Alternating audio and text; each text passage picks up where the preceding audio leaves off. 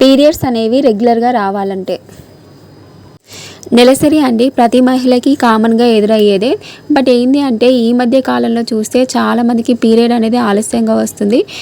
కొంతమందికి 2 నెలలకోసారి 3 నెలలకోసారి ఇంకా కొంతమందిని చూస్తే 6 నెలలకోసారి వచ్చిన వాళ్ళు కూడా ఉన్నారండి. ఈ మధ్యలో ఈ సమస్య అయితే రోజు రోజుకి విపరీతంగా పెరిగిపోతుంది. ముఖ్యంగా కాలేజీకి వెళ్ళే అమ్మాయిలలో కావచ్చు, ఈ ఫుడ్ ప్రాబ్లమో దేని ప్రాబ్లమో కానీ పీరియడ్స్ అనేవి రెగ్యులర్గా రావడం లేదండి.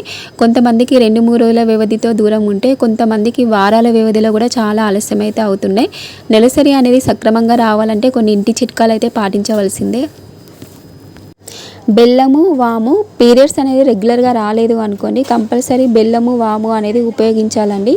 ఒక గ్లాసు వాటర్లో 1 స్పూన్ బెల్లము, 1 స్పూన్ వాము అయితే తీసుకొని ఆ వాటర్ని అయితే మరిగించేసి కొంచెం చల్లగా అయిన తర్వాత వడబోసుకోవాలి ఒక కప్పులోకి. అది ప్రతిరోజు ఉదయం పూట తాగారనుకోండి పీరియడ్స్ అనేది రెగ్యులర్గా అవుతాయి. మీకు పీరియడ్స్ ఎప్పుడైతే రావో అవి పీరియడ్స్ వచ్చే వరకు రెగ్యులర్గా తాగుతూ ఉండాలి. ఇలా చేస్తే ఏంటి అంటే ఆలస్యమైన పీరియడ్స్ ఏంటంటే 2-3 రోజుల్లో అయితే వచ్చేస్తాయి. బొప్పాయి అండి, మనము ఏదో ఒక సందర్భంలో అయితే బొప్పాయి తీసుకుంటే ప్రెగ్నెన్సీ పోతుంది అని అయితే పెద్దవాళ్ళు అంటూ ఉంటాం, మనం కూడా చూసాము. ఏంటి అంటే పీరియడ్స్ అనేవి రాని వాళ్ళు పచ్చి బొప్పాయి తింటే గర్భాశయంలో ఏమవుతుందంటే సంకోచాలు అయితే మొదలవుతాయండి. దానివల్ల పీరియడ్స్ రావడానికి దారి తీస్తాయి. అంతేకాకుండా పచ్చి బొప్పాయి తినలేని వాళ్ళు పచ్చి బొప్పాయి జ్యూస్ కూడా తాగవచ్చండి. అల్లం, ఆయుర్వేద గుణాలు కలిగిన అల్లం తీసుకోవడం వలన పీరియడ్స్ అనేవి సకాలంలో వస్తాయండి. అల్లం తీసుకోవడం వలన మన గర్భాశయంలో ఏంటంటే వేడైతే ఎక్కువగా అవుతుందండి, సంకోచాలు కూడా ఏర్పడతాయి. అల్లం టీ తయారు చేసుకొని తాగవచ్చు, లేదా అల్లం రసం చేసుకొని అందులో కొన్ని వాటర్ కలుపుకొని తాగవచ్చు, లేదా అల్లం రసంలో తేనె కలుపుకొని తాగవచ్చు, లేదా ఒక గ్లాసు వాటర్లో అల్లం వేసుకొని మరిగించుకొని వడగట్టుకొని గోరవెచ్చగా ఉన్నప్పుడు తాగవచ్చు.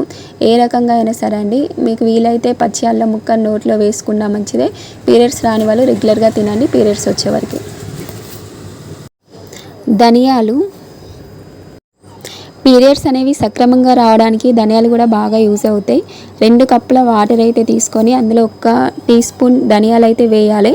బాగా మరిగించి 1 కప్పులో సగం అయ్యే వరకు మరిగించి వడగట్టుకొని అయితే రోజుకు 2-3 సార్లు అయితే తాగాలండి.